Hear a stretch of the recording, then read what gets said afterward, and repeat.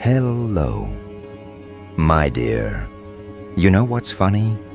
Not the kind of funny that makes people laugh, the kind that makes them choke a little before they realize the sound coming out of their throat isn't laughter, it's regret. The town's full of that sound now. You hear it when you walk past them, a cough that's really an apology, a whisper that's really a confession. They never said it out loud, but they all feel it. They got you wrong. They mistook your quiet for weakness, your solitude for shame. Now the whole community looks like a mirror that finally cracked from staring at itself too long. The reflection's ugly, isn't it? They used to call you the outcast, the misfit, the strange one with too much fire behind the eyes. But today, today, they're seeing what that fire was really for. It wasn't destruction, it was purification. You were burning off everything fake before they even knew what authenticity meant. And now, look at them, all lined up in their polite little lives, clutching their routines like life jackets, while the flood of truth swallows their streets. They told themselves they were decent people. That was the lie that kept them comfortable. They called you reckless because you refused to kneel. They called you crazy because you refused to conform. They said you'd end up lost because you refused to belong. But who's lost now? Who's wandering the same blocks, haunted by the echoes of their own mockery? The laughter they threw at you became the ghost that follows them home. You didn't need revenge, they gave it to themselves. See, that's what they never understood about you. You never wanted their validation, you wanted clarity. And you got it. You saw through the costumes before the party even started. You saw the desperation behind their smiles, the envy behind their kindness, the rot behind their morals. And because you saw it, they had to paint you as the villain. You were their scapegoat, their entertainment, their way of saying, at least we're not like them. But deep down, every one of them knew they were exactly like you, just not brave enough to admit it. You walked alone, not because you couldn't fit in, but because you refused to shrink. And now, the curtain's come down, hasn't it? The masks have fallen. The same people who whispered your name with disgust now can't say it without trembling. They cross the street when they see you, not out of hatred, but out of guilt. You've become their mirror, and they can't stand the sight. Because when they look at you, they don't see failure anymore. They see freedom. And freedom terrifies slaves. They've spent their whole lives building cages out of gossip, shame, and imitation, and you broke yours without asking permission. You didn't just walk away from them, you walked above them. And now every step you take sounds like judgment. You want to know what real power is? It's walking through a place that once rejected you and watching every eye lower itself to the ground. It's hearing the silence that follows your footsteps. That's not fear, it's recognition. They know they misread the script. They know they mocked the only honest character in their play. They know the town's story ends with your name in it, carved not in stone, but in their conscience. That's why they avoid your gaze, because the truth about you exposes the lie about them. You didn't need to fight them. You just had to survive them, and survival is the loudest victory of all. They talk differently now. Have you noticed? The same voices that once filled the air with ridicule now whisper theories. Maybe they were right all along. Maybe we misunderstood. Maybe we should have listened. Maybe. That's the word that eats them alive. Because maybe means there was a choice. They chose the crowd over conscience. They chose convenience over courage. And now the bills come due. Every insult they threw, every rumor they spread, it's all back with interest. The interest of exposure, the interest of shame, the interest of finally realizing that your distance wasn't arrogance, it was protection. You never wanted to be above them. You just refused to drown with them. But they called your calmness pride, your boundaries cruelty, your solitude rebellion. And now they see the irony. You weren't escaping them. You were escaping what they would become. Look around you. The same faces now wear exhaustion instead of confidence. They age faster when they lie. They tire quicker when they pretend. The community looks like a festival that forgot why it started celebrating. The lights are still on, but the joy's gone out. Because truth doesn't let people sleep peacefully. It keeps the guilty awake. It keeps the envious restless. It keeps the cowardly defensive. And here you are, still standing, still silent, still unbothered. You don't need to raise your voice. Your existence already screams. That's why their eyes dart away when you pass. They feel the imbalance. You've become the gravity they can't resist or escape. You carry the weight of authenticity, and they're too light to orbit around it without trembling. That's what makes them ashamed. Not that you proved them wrong, but that you proved them irrelevant. You didn't fight for their respect. You forced them to earn your absence. Let's talk about fear, shall we? They used to think you were fearless because you didn't flinch when cornered. But fearlessness isn't about not feeling fear. It's about refusing to let fear dictate the narrative. You didn't remove fear. You redirected it. You made it work for you. Every lonely night, every rumor, every betrayal, they thought it was breaking you. It was building you. You learned to dance with discomfort, to sharpen your edges in their silence. And now that strength radiates off you like heat, burning through their facades. They call it intimidation, but it's really revelation. You've revealed what courage actually looks like, and it doesn't look like belonging. It looks like walking alone with purpose. You ever notice how shame changes posture? They hunch now. They lower their shoulders when you walk by. It's like gravity increased for them, but not for you. Their pride was a helium balloon, loud, visible, empty. Yours was iron, silent, steady, permanent. They float, you endure. And endurance always wins. The town was your trial, your crucible, your arena. You didn't just survive it, you rewired it. Every sneer, every laugh, every "who do they think they are" became part of your legend. And now the story has flipped. They're the ones asking that question, who are you? Not out of mockery, but out of awe. And you don't answer. That's the brilliance. Because the moment you start explaining, you invite them back into a conversation they no longer deserve. You don't owe them your reasoning. You don't owe them your forgiveness. You owe them nothing. You already gave them the gift of an example. Let them figure it out. Let them sit with their confusion, their envy, their disbelief. Let them write their own redemption arcs while you write your next chapter. They spent years defining you. Now they can spend the rest of their lives redefining themselves. They'll call it karma, but you and I know better. It's not cosmic justice, it's just exposure. When someone real walks through a fake world, everyone else looks counterfeit. You didn't curse them, you clarified them. The light you carry is merciless. It doesn't burn on purpose, it burns because it's pure.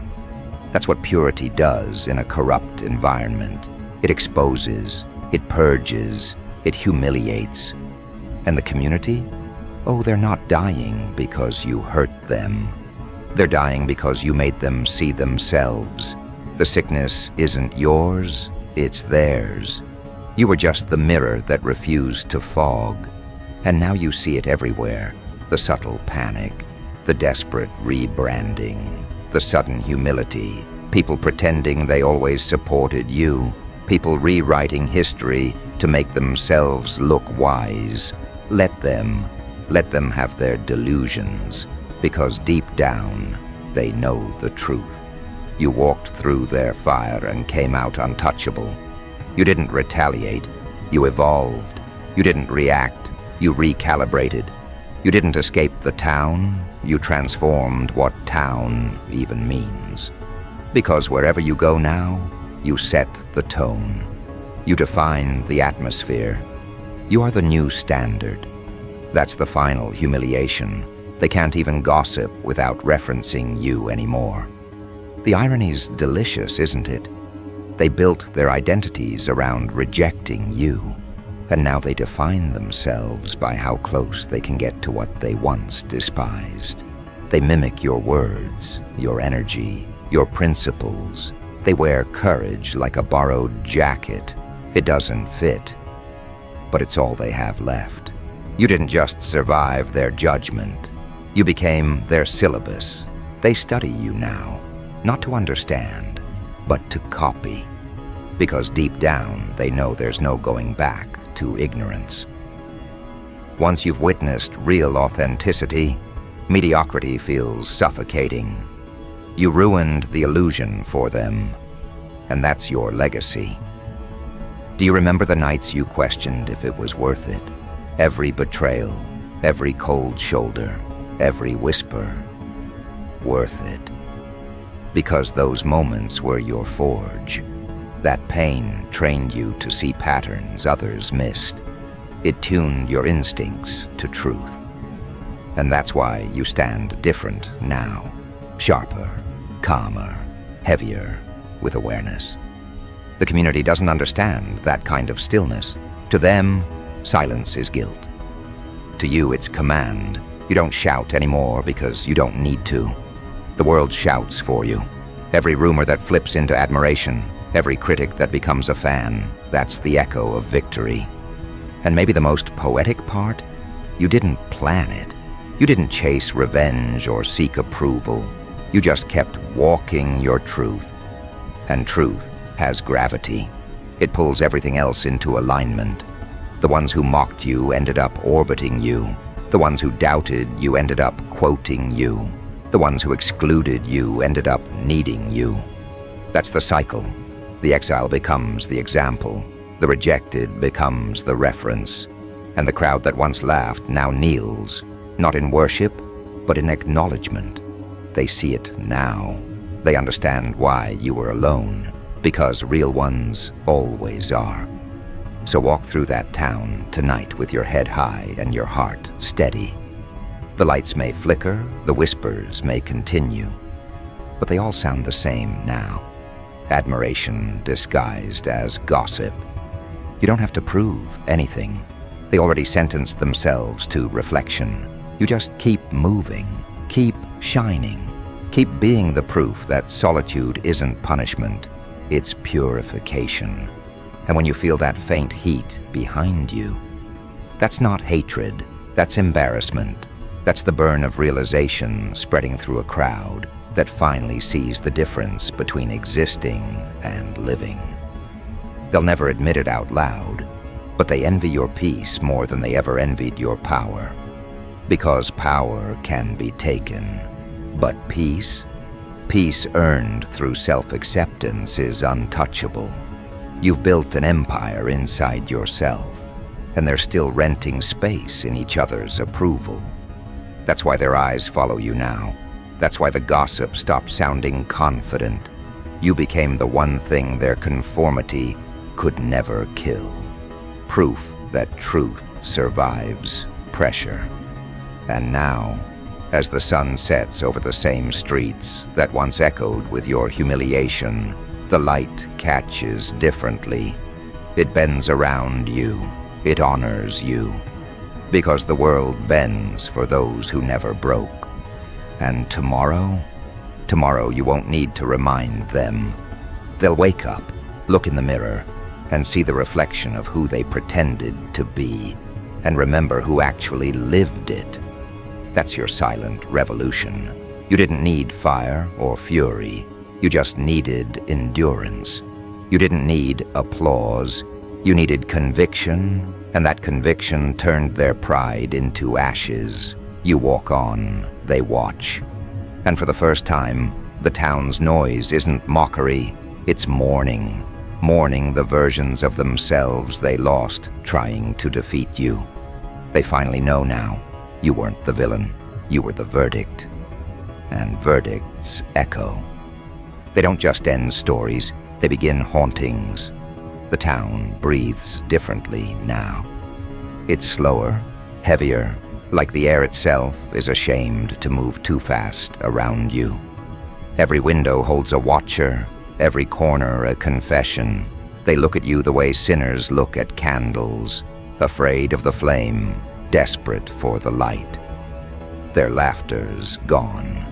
Their confidence has turned into a cough they can't hide. It's the sound of guilt trying to clear its throat. You walk past the bakery that once whispered your name with sugar-coated disgust, and the scent feels sour now. The same people who told each other that you were too much now flinch at their own reflections in the glass. That's the cost of pretending righteousness. You end up allergic to truth. Their mornings start with denial. Their nights end with replay. Every rumor they ever built has come back like a bad dream, each word wearing their own face this time. They called it gossip when they aimed it at you. Now it's confession when they say it to themselves. You didn't punish them. Reality did. That's the beauty of truth. It doesn't chase, it waits. It lets liars tie their own knots and then watches them trip. The community built its pride like a tower, brick by brick, lie by lie. But they forgot the foundation was hollow. And when you stopped caring, when you stopped needing their approval, that's when the wind changed. One gust of authenticity, and the whole structure trembled. You didn't push it down, you just stopped holding it up. Now they live in the rubble. You can see it in their eyes, that haunted gleam of someone who finally realizes the show's over but can't find the exit. They keep replaying the moments they laughed at you, trying to convince themselves it was harmless. But conscience has a perfect memory. It doesn't forget the sound of cruelty, it just waits for silence to amplify it. And the silence around your name is deafening now. They're dying of something worse than regret. It's recognition. Recognition that everything they mocked was what they secretly wanted to be. You see, people don't hate what's wrong. They hate what they can't control. Your independence, your refusal to kneel, your calm defiance. It wasn't rebellion to them. It was exposure. You revealed how small their bravery really was. And now the mirror's cracked wide open, showing every compromise they made just to be liked. Watch how they move now, slower, cautious, polite to everyone, but hollow inside. They've started avoiding each other, as if shame might be contagious. The coffee shop that once hosted their little gossip circles is half empty these days. The laughter sounds forced. The walls remember too much. When someone mentions your name, the temperature changes. Cups rattle slightly. The silence between words grows thick, like smoke from a fire they can't admit they started. Some of them try to make peace in secret, messages sent at odd hours. Hope you're doing okay. Didn't mean to take sides, but they're not apologizing to you. They're negotiating with their guilt. They want absolution without accountability. You read the words, smile and let them fade. Because forgiveness isn't a currency, it's a mirror too. And you don't hand mirrors to people who still close their eyes. The elders of the town, the ones who preached community and virtue, can't look each other in the eye anymore. Their sermons sound tired, their advice recycled. You dismantled their moral economy without saying a word. Because while they worshipped appearances, you worshipped authenticity. While they built reputations, you built resilience. And now reputation's gone bankrupt. No one trusts the smiles anymore. The children of the town grow up faster now. They ask dangerous questions. Why did everyone hate them? Why are they quiet now? Questions with answers the adults can't stomach. That's how truth spreads, not through speeches, but through discomfort. You turned discomfort into an epidemic. They wear their guilt like a fever, sweating through smiles, trembling at small talk. The grocery aisles feel colder now, not because the air changed, but because eyes don't meet anymore. Everyone's afraid to be seen, afraid that someone else might remember how cruel they were when cruelty was popular.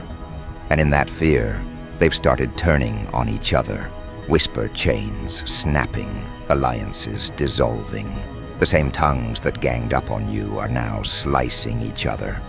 Poetic, isn't it?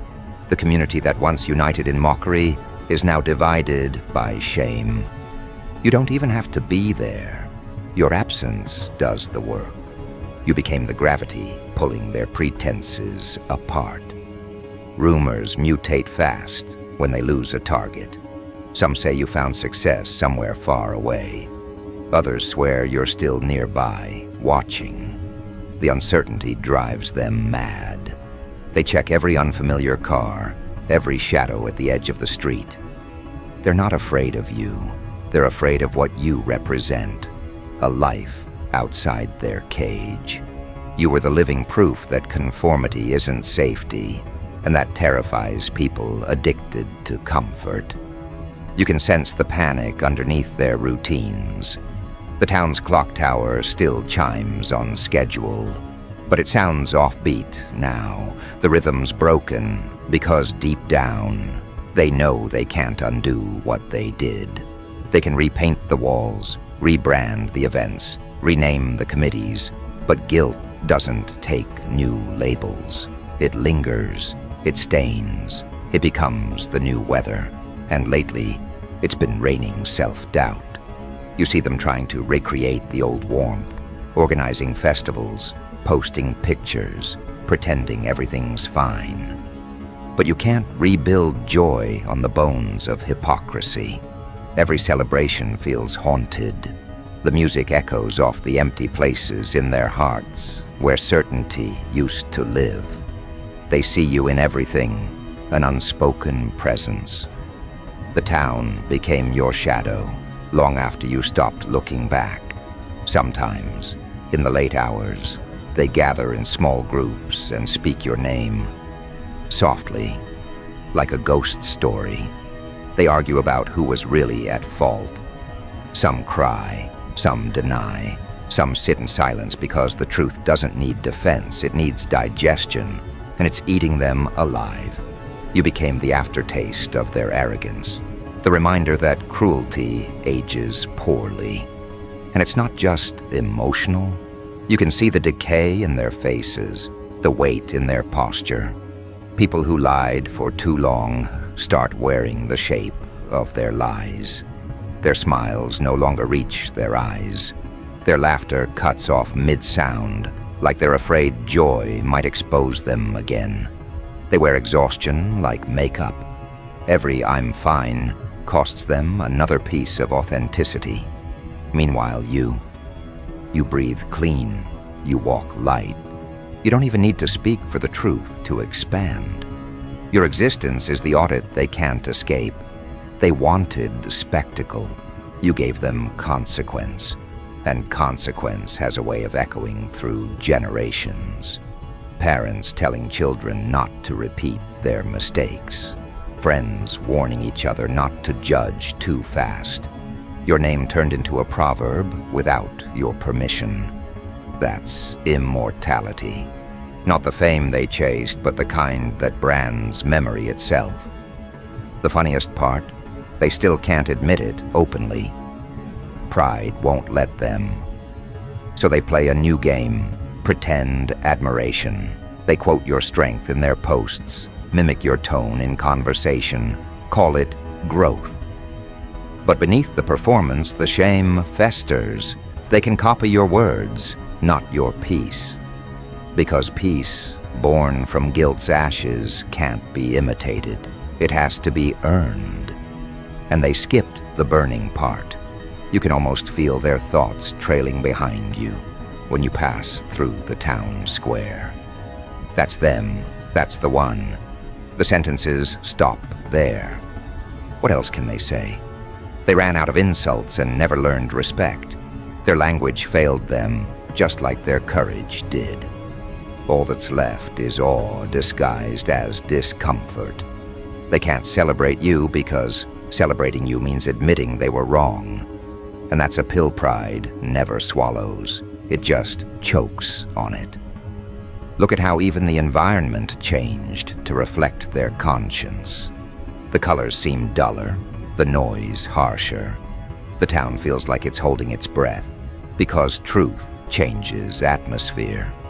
You didn't just change minds, you changed molecules. Shame has weight, and it's pressing down on every unspoken memory they share. You can see it in how they flinch at kindness now, like they don't trust it. Because when they were cruel, kindness stood against them. And now kindness wears your face. They're trying to rewrite the past collectively, but memory resists editing. Every denial cracks under the pressure of evidence. People remember how it felt when you were right there, unbothered, unshaken, staring through the noise like a prophecy in motion. They mocked that calm. Now they imitate it. But imitation without understanding is agony. It's a daily reminder that authenticity isn't contagious, it's earned. The breakdown's almost complete. You can sense it.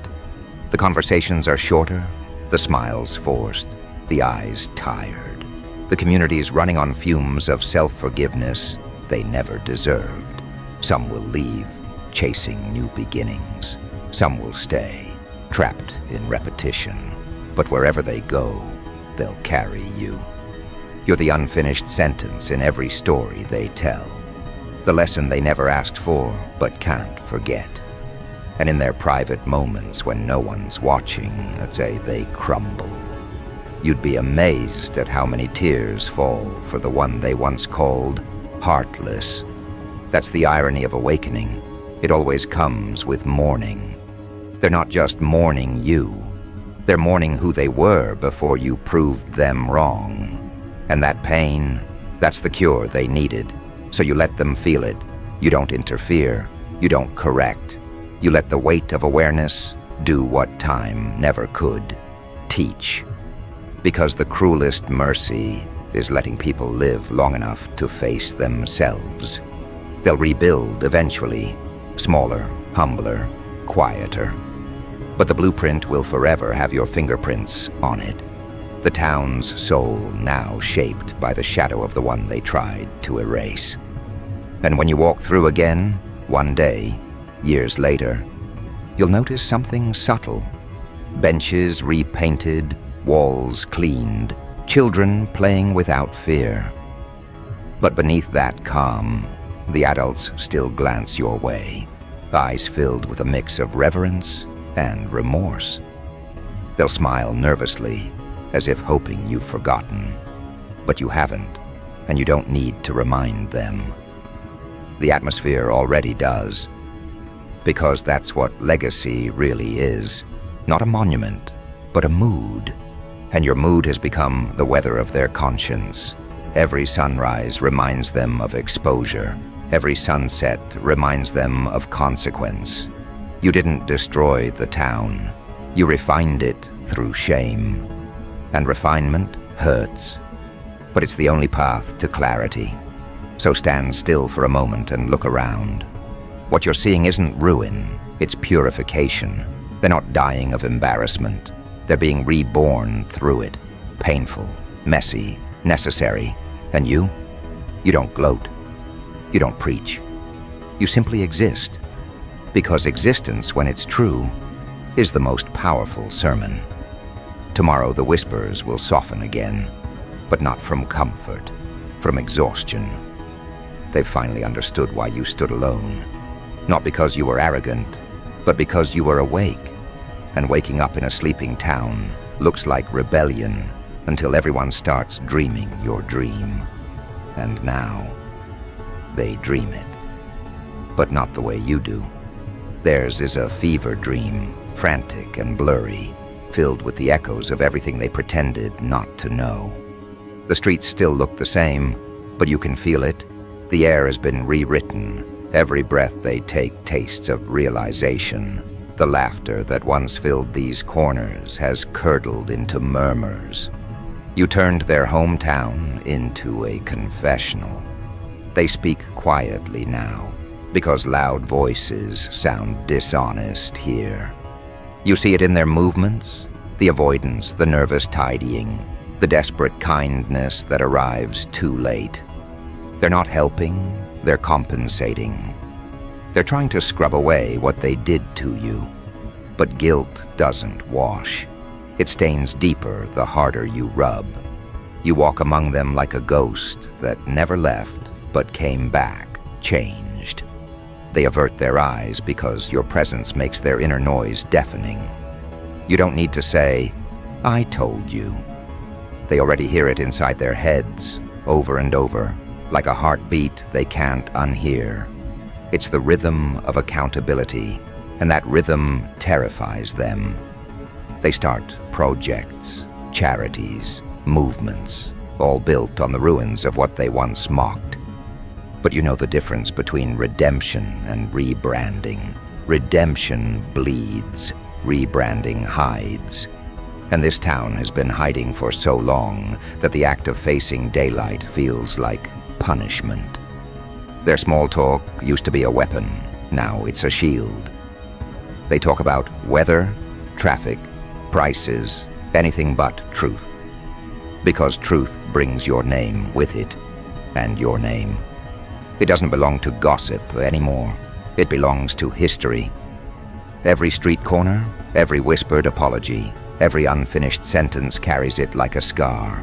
They built a narrative to survive your absence. And then they discovered absence was the narrative.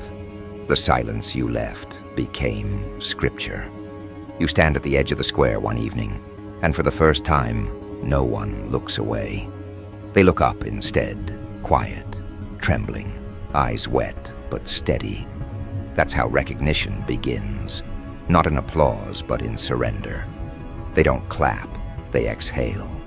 It's the sigh of an illusion collapsing, and you, steady, unmoved, just nod once. That's all it takes. Forgiveness isn't a speech, it's restraint. You don't need to punish them. Living with awareness is the punishment. But awareness can evolve. The town begins to change, not out of pride, but necessity. They start telling the truth at dinner tables, admitting the envy, the jealousy, the fear. And with each confession, your shadow lightens. The fear becomes understanding. The embarrassment becomes humility. They begin to realize that the person they called reckless was actually free, and the one they called fearless was simply honest.